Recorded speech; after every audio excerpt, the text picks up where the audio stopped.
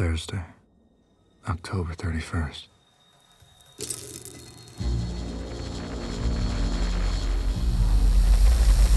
¿Cómo es que un personaje o una película evoluciona a través de sus influencias? ¿Cómo es que se puede mantener vigente? Batman, uno de los personajes más icónicos del mundo, fue creado por el artista Bob Kane y el escritor Bill Finger, todos sabemos, apareciendo por primera vez en Detective Comics número 27 en 1939, que bueno, de ahí parte el DC Comics. Su verdadero nombre, como sabemos, es Bruce Wayne, un millonario filántropo de Gotham City que, tras presenciar el asesinato de sus padres en un callejón, jura vengar sus muertes y luchar contra el crimen. A lo largo de los años, la historia de Batman ha evolucionado considerablemente, reflejando las preocupaciones sociales y los cambios culturales de cada época. Esto es muy importante porque Batman es un personaje cuya evolución ha acompañado a la sociedad durante X número de años. A medida que cambian las audiencias y sus demandas, las interpretaciones del Caballero Oscuro han ido transformándose, reflejando los anhelos y las preocupaciones de cada época.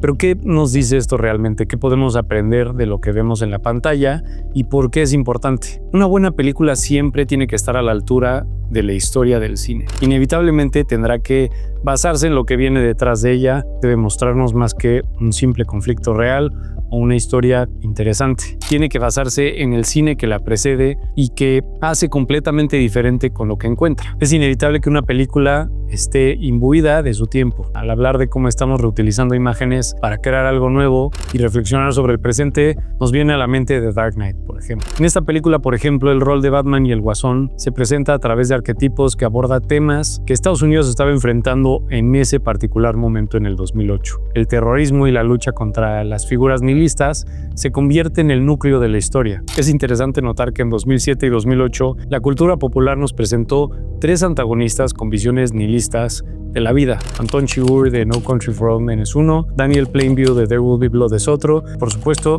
el Guasón de The Dark Knight. Sin embargo, fue con el Guasón que realmente exploramos las implicaciones de un antagonista sin creencias ni límites, y más en la sociedad moderna que No Country for Old Men está establecida en los años 70s y 80s. La película además nos ofrece comentarios sobre el Patriot Act, que es esta escena donde Batman convierte todos los celulares en sonar para localizar al Guasón. Esto obviamente resuena con la revelación hecha por Edward Snowden sobre cómo el gobierno estaba espiando a los ciudadanos a través de sus teléfonos, estableciendo una tensión que había en ese momento y está reflejándola dentro del cine que tenemos con una de las figuras míticas más importantes del siglo XX y del siglo XXI. Los ecos de películas como Heat y Dirty Harry también son inconfundibles. En Dirty Harry, por ejemplo, Clint Eastwood se enfrenta a un asesino en serie que lo lleva al límite, mientras que en Heat encontramos esa paleta de azul oscuro que refleja tensión en la narrativa. Si observamos alguna de las escenas en ambas, la influencia es clarísima. La famosa conversación en la cafetería entre Al Pacino y Robert De Niro, por ejemplo, en Heat,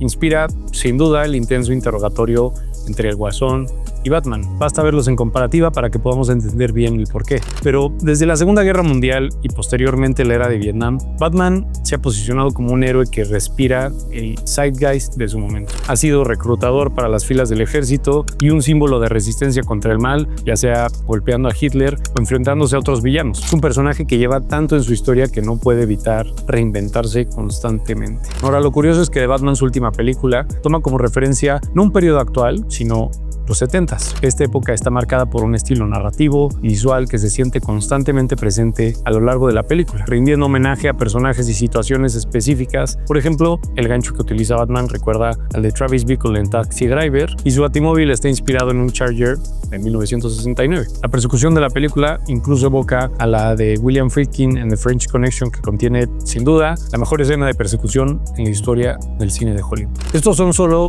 detalles superficiales, pero que, si examinamos el desarrollo de la narrativa, The Batman emerge como un noir, que es el género del cine que surge en los años 40 en respuesta a la crisis económica y la desconfianza que acompañaba en ese momento a Estados Unidos. En ella tenemos un protagonista que narra el declive de una ciudad y de un detective, en este caso Batman, y una femme fatal que representa una mujer que ha enfrentado la vida dura de la noche y se convierte en el interés amoroso del protagonista. La representación de Bruce Wayne, por ejemplo, como un drifter, como un vagabundo, merodeando por las calles y observando la decadencia de la ciudad, también es un homenaje a este género y sin duda recuerda bien a Taxi Driver y a Batman Year One, donde Bruce Wayne se disfraza de un veterano sin rumbo para obtener información valiosa. Ahora, me parece particularmente interesante que en esta historia no solo acompañamos a Batman en su papel de héroe, sino que también exploramos la dinámica con Bruce Wayne. Esta elección narrativa nos permite un enfoque más íntimo en su necesidad de resolver el crimen, centrándose en su único propósito. Bueno, pasemos al siguiente bloque.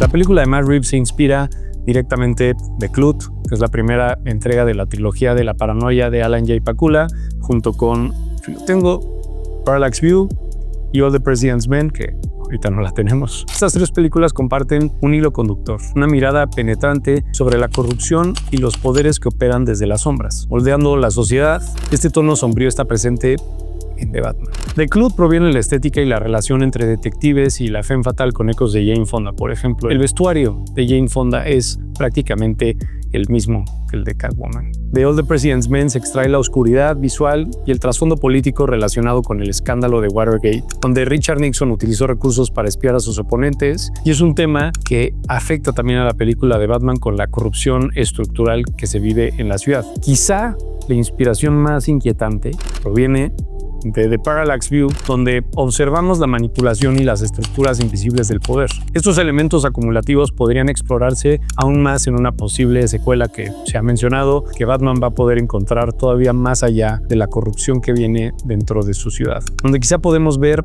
la ya rumorada corte de los búhos, que de hecho haría mucho sentido si es que Reeves sigue basando su historia en qué tan lejos la corrupción de Gotham quiere llegar. Hay planos en The Parallax View donde tal cual podríamos reemplazarlos con esta alta corte cuasi Illuminati que está vigilando la ciudad para que nada cambie, y que incluso se rumoró que hubo un guiño en la serie del Pingüino. Si comparan estas imágenes, vaya, hay un caso muy interesante para la gente que quiere tal cual establecer algo de una teoría conspirativa. Pero bueno, regresando a la película, de la trama de Batman va desnudando lentamente una conspiración que revela secretos oscuros, todos contados a través de los ojos de nuestro protagonista. La mirada del espectador se convierte en el elemento vital para que podamos relacionarnos con Batman o tal cual el Acertijo. Reeves de hecho ha mencionado en entrevistas que ha visto cómo Hitchcock utilizaba la cámara, cómo utiliza el sonido, por ejemplo. También, si quieren ver un poco más de cómo hace esto, hay un excelente videoensayo de Thomas Flight sobre cómo lo hace. Matt Reeves, digamos que utiliza todos sus elementos para que más allá de la época en la que se sitúa la historia, la cámara rara vez nos revele todo lo que está sucediendo y crea una experiencia inmersiva en la que se juega constantemente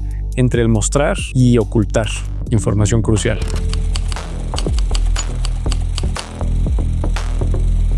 Para mí hay dos escenas claves y en particular que vamos a ver para mostrar este punto, que es cuando Batman está entrando a la escena del crimen. Aquí lo primero que vemos es cómo los oficiales y agentes reaccionan a su presencia, pero después cortamos a la reacción del propio Batman. Toda esta escena está cargada de un paso lento, meditativo, que incluso hace que quizá podamos sentir cómo se está estableciendo en la realidad. Que un hombre disfrazado de murciélago esté realmente investigando una escena del crimen. Pero hay algo clave aquí, también viene en el segundo ejemplo, que ahorita les platicamos, pero la mayoría de la información que estamos recibiendo viene en el primer plano. Nos hace sentir que estamos viendo lo que el personaje ve y que estamos caminando con él, que el resto de su entorno no tiene aún importancia, pues no está analizándolo. Vemos a Gordon reaccionando ante el cuerpo, vemos a Batman poco a poco discerniendo la escena del crimen y lo que él ve. Ahora, el segundo ejemplo es el Acertijo atrapando a Jill Coulson. Si frenamos en este punto, vemos que el Acertijo está fuera de foco. Solo vemos la cabeza de Jill. Eventualmente, cuando corre la escena, no alcanzamos a ver qué está haciendo con él.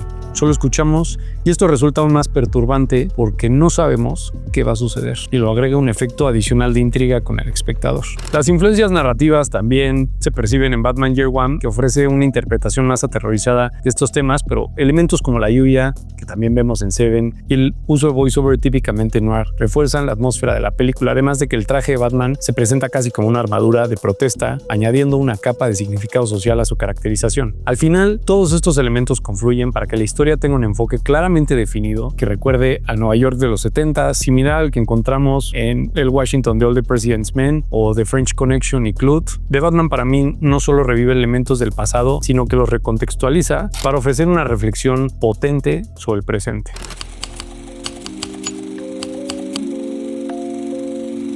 The Batman no solo es una exploración del héroe enmascarado, sino un testimonio de cómo las influencias del cine de los años 70 pueden dar nueva vida a una narrativa contemporánea al incorporar elementos clásicos como Taxi Driver, como Clute, como The Parallax View. La película no solo ofrece una experiencia visual cautivadora, sino que también profundiza en temas de corrupción, desconfianza y el vacío existencial que enfrenta la humanidad. Utilizar esta rica herencia cinematográfica añade una capa de profundidad que trasciende la historia básica del superhéroe, y en lugar de simplemente repetir fórmulas, la película nos invita a reflexionar sobre su propia compleja historia en el contexto del cine, permitiéndonos comprender mejor cómo los relatos del pasado pueden resonar en nuestro presente. A través de estas referencias, The Batman se convierte en una obra que no solo entretiene, sino que también invita a una profunda reflexión sobre la condición humana y el papel del cine en nuestras vidas. Les dejamos la bibliografía del video. Muchísimas gracias por conectarse. Por favor, denos su like. No lo olviden.